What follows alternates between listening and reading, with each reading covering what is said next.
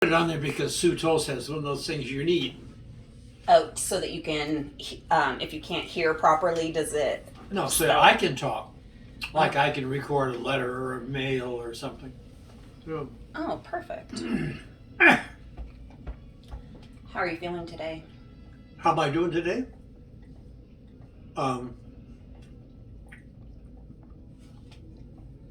Actually, not too bad. This morning I'm probably hungry right now, so that's my deal. Well, keep eating. But go ahead. Okay. All right, let's start with the basics.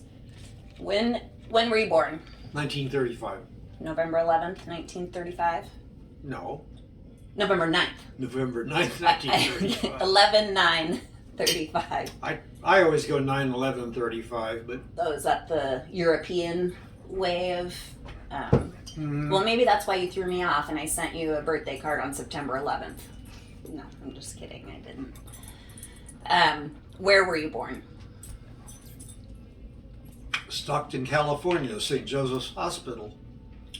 To Shirley Olds Peterson Yes, and Hugh Wallace Peterson Sr. yes, And you have one brother, yeah.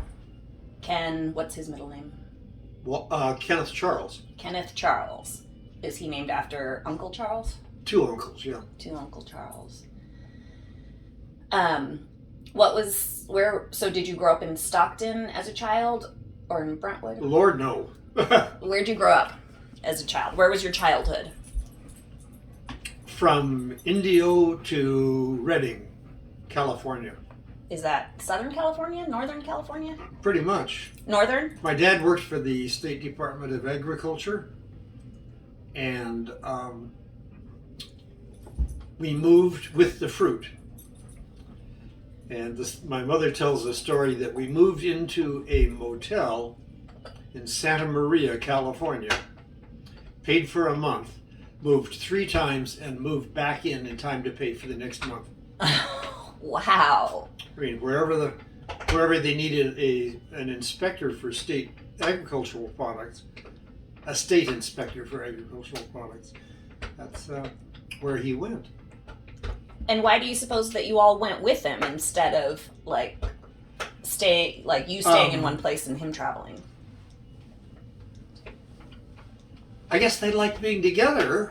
I don't know. Part of it, there were days or seasons, when my mom stayed by herself or with just me. And I guess after Ken was born in 1939, that happened more often. But then in 1941, 42, we moved to Brentwood. And that became pretty much the permanent home. Did you move into that house on 4th Street? Or did Grandma buy that house much later?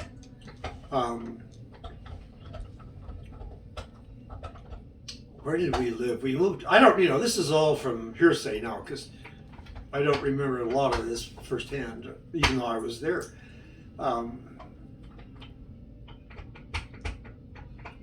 We lived in a house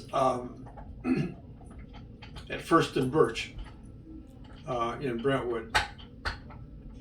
But my uncle and my dad and Charlie, well, Charles wasn't because he went in the Army, but they'd all bought a grocery store, OK Foods in Brentwood, California. Who bought it? Your dad, and two brothers. Yeah. Not who were his other 2 brothers? Ben and Charles, yeah. Ben and Charles. Okay. At that time, Uncle Paul was still living in Oregon and Phil was living in Fresno.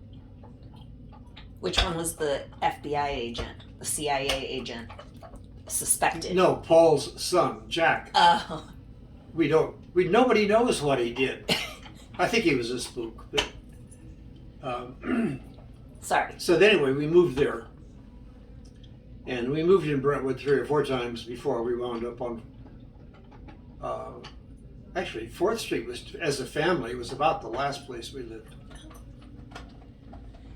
What do you remember about your childhood? What are your strong memories from childhood?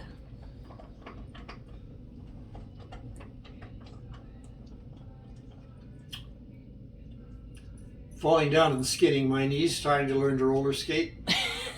I must have been about 4. That was. I still have the scars, by the way. Wow, that must have been quite a fall. Oh, geez, it was a mess. We had neighbors in Sacramento, because that was when we were still moving, and they would take me on the cement floor of their garage and push me back and forth between them. Oh. Well, teach me balance, and it did. Were the wheels metal? Yeah. And they made learner skates where the bearings weren't roller bearings, so they didn't spin as fast. Oh, so you could kind of walk on them. And so they tried to push me and plop. Oh, I'm lucky I didn't bruise it. So you did. I remember. People tell me I shouldn't. I mean, this is not something that they don't think I would be aware of. But I remember the paper boy riding down the street yelling, "Bombs! Bombs! Pearl Harbor! Bombs!" We were in Sacramento, I think, at the time. I mean, I didn't know what it meant, but so. Because how old would you have been? In 41, I would have just been 6, maybe 5. Went to kindergarten there in Sacramento. My folks were good about that. Making you go to and school. then we moved to Brentwood. And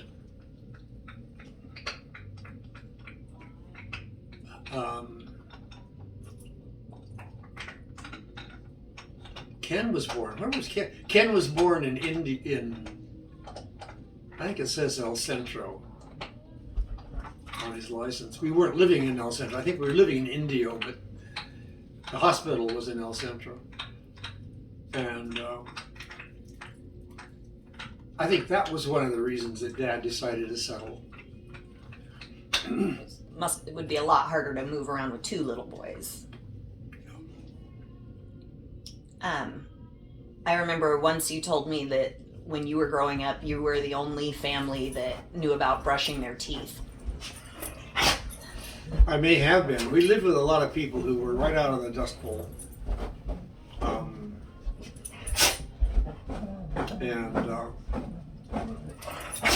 Wolfie. Hey, we're actually my whole elementary school career was with people from Dust Bowl, pretty much. Wolfie, come here. Sorry. California boys and girls were a real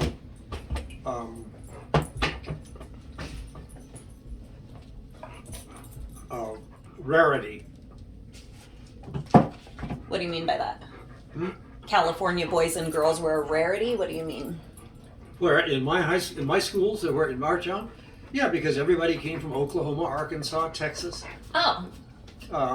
In the late 30s, and then during the early war, moved out to California. I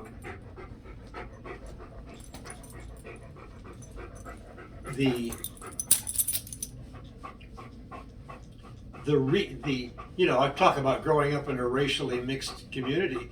We had no African Americans. They just didn't. And I was informed very firmly one time that we did not call them niggers and we did not call them Negroes. Oh, wow, My really? father was very firm about that. Oh, really? He was ahead of his We time. could refer to them as black. Okay. But Wow, that's early. color. Okay. But nigger was not good. Oh, wow. And but the Mexicans were probably equally numerous Especially for the agriculture. with us California natives. But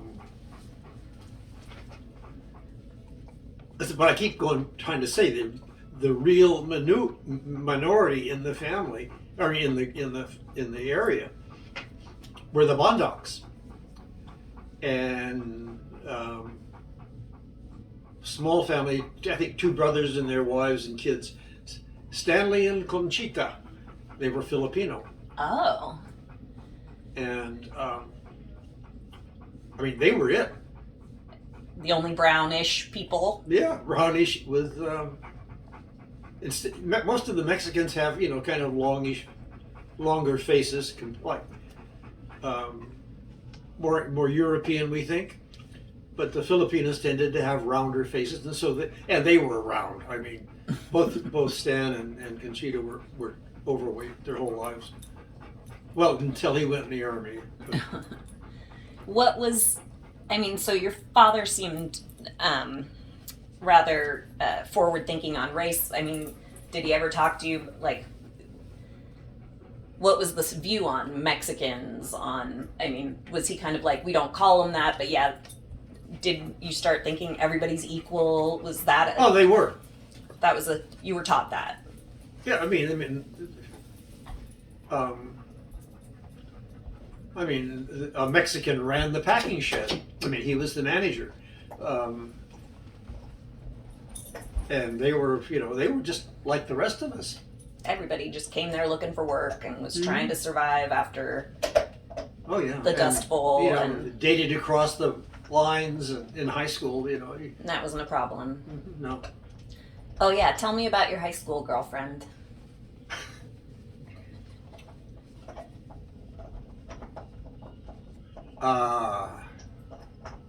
Martha?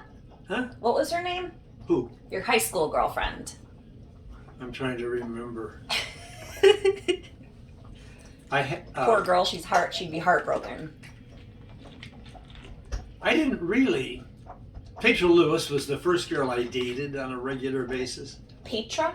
Mm-hmm. Petra. And oh, I know who I'm thinking of. The one who married Bill Bristow. Wasn't it? Didn't you? that was Gail McKindy. Gail McKindy? And Oh, there was someone else. There was someone else that used that to... was really, I did not date a lot. I was certainly not in mad, passionate love with any of them. But you guaranteed a date to the dance. That was... Tell me about dances. What were high school dances like? We danced. I mean, we got to realize I was from late 1949 to June of 1953. I was in high school. 49 to 53. Yeah, September to June, and my mother had the foresight to enroll me in dance lessons when I was like in the 6th, 7th, 8th grade, and we had a traveling the daughter or niece of somebody in town came to Brentwood on the Saturday and taught tumbling, dancing, and beginning ballet. Aww. And dance in the sense of like ballroom. Mm-hmm. So I did that. And I was one of the few that could actually dance to Stardust and, the big band music. And I was popular because of that, because none of the other guys could dance. So they danced the fast ones where you just wiggled or jerked around, and the girls would sit them down and come over and ask me to dance, or the boys would ask me to dance with their dates. That's the way it was done. So if you had a date, you had a dance card? Almost. explain how that worked. So if you brought a girl to the dance and you didn't know how to dance to that song, you made sure she had someone to dance with. I love that idea. Mm-hmm. I love the idea that anybody knew how to dance besides the jerking. And so I danced almost every dance with a few teachers too. I bet. No wonder you were so popular. And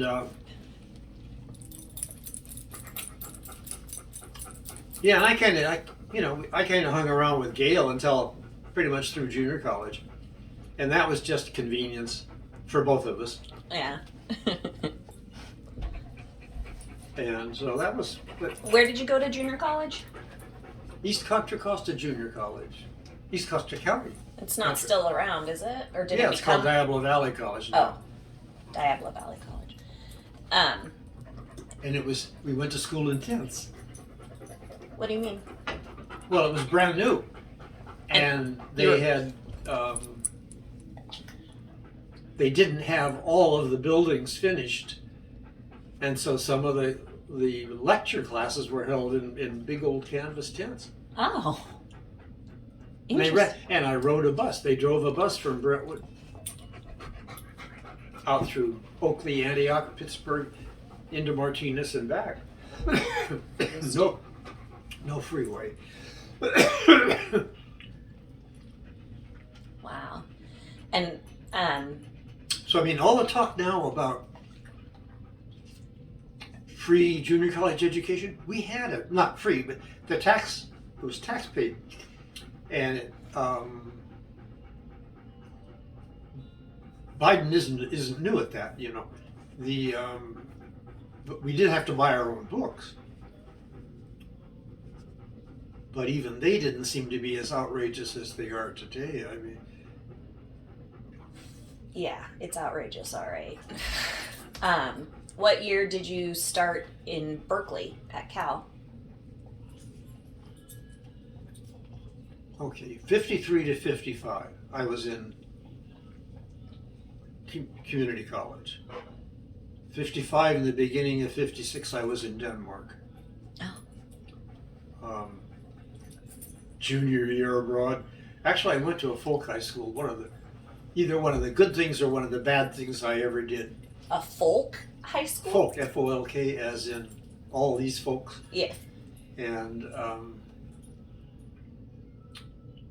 that is a whole. I think 2 or 3 of them still exist. The one I went to is no more, and they've changed the kinds of programs they offered.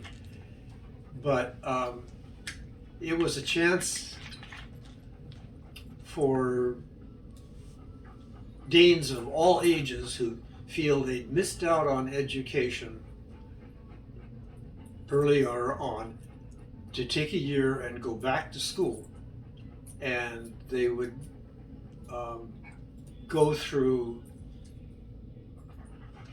sometimes even very basic skills, but mostly introduce you to the literature and the history and the folklore and stuff of in my case, of Denmark. And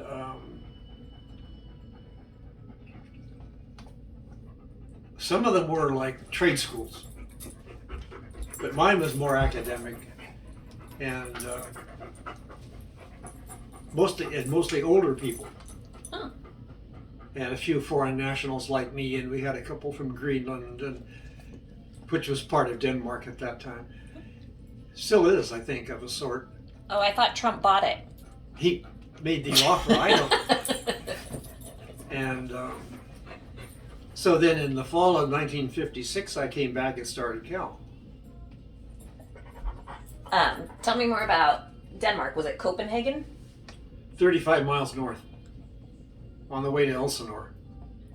And had you taken lessons in Danish before you Not went? really. They tried to teach us some on the boat. And we had orientations and introductory classes as a group from the Scandinavian seminar that met before the folk high school started and over the winter break. And then there was a closing meeting. But, and I was strangely enough, typical for me, I guess, not a very good language student in the usual sense.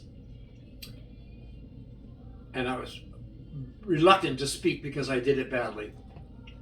So everybody thought I was either terminally shy or stupid.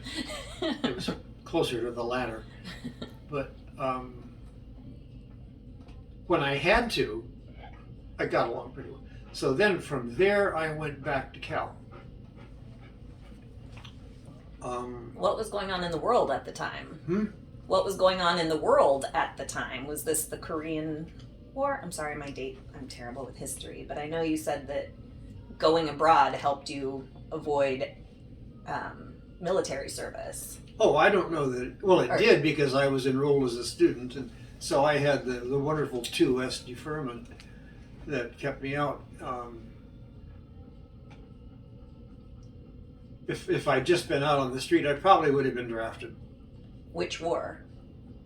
Was Korea, and that was then Korea.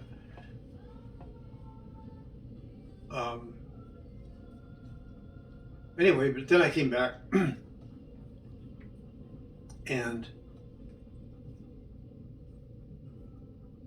my second year at Cal, they sent me back to Denmark. I got a fellowship.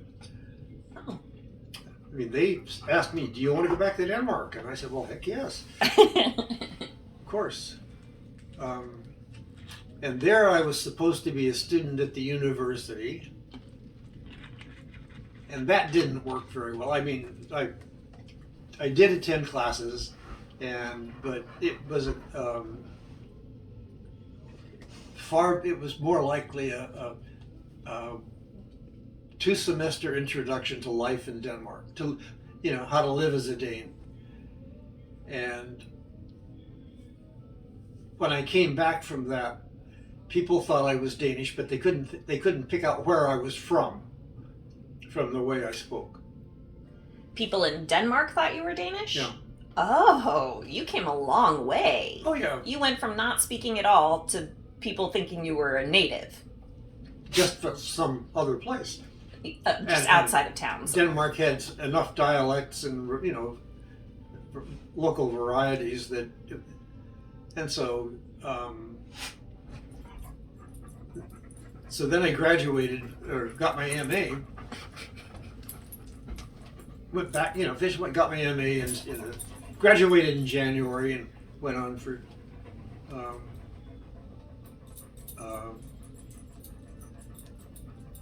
classes and worked as a teaching assistant, teaching beginning Danish.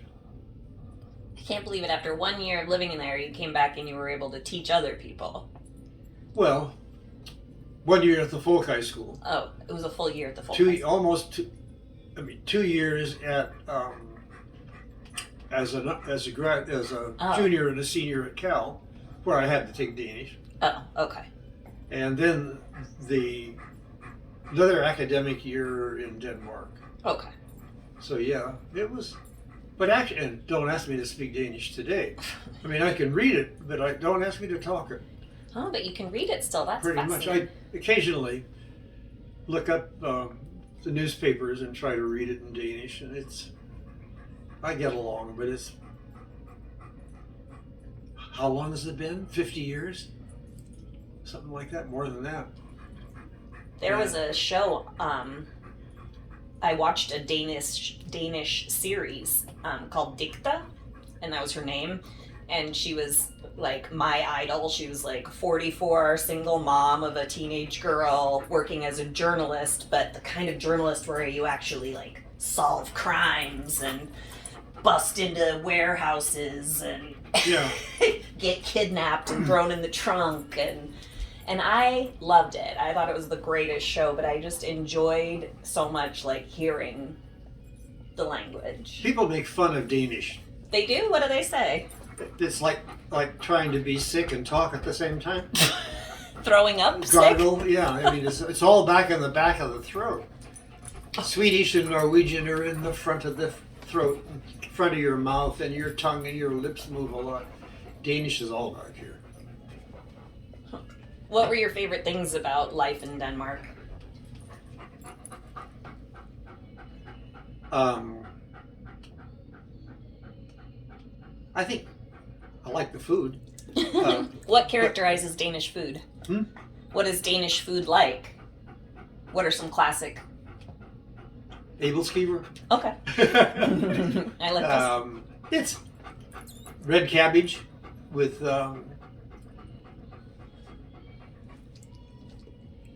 what am I trying to think of? It'll come. And pork roasts, and it's a lot like we eat here. Potatoes with everything, at least then. And what seems strange is that the first time I was there was 8 years after the war ended, and Denmark had been occupied by the Germans. Oh. And Denmark was still very much in recovery. Did it suffer a lot of like building damage and from bombs and stuff? They didn't know, not too much, but the family I lived with, the first family I stayed with, had 2 daughters and 2 sons, and were, strangely enough, for a Lutheran country, where Lutheranism is the state religion, they were Catholic. Oh. And the 2 girls were at their Catholic school, and the school was bombed. I think it was an accident. I mean, the Germans, tell you the truth, the Germans in that part of Europe were really pretty clumsy. And Denmark is supposed to be a peaceful country anyway. It was an occupied country, and so they shouldn't have been bombing them anyhow. But bomb landed close to the school, and one of the girls had a nasty scar on her leg. But aside from that, That must have been terrible. there was still a shortage of a lot of stuff. Oh.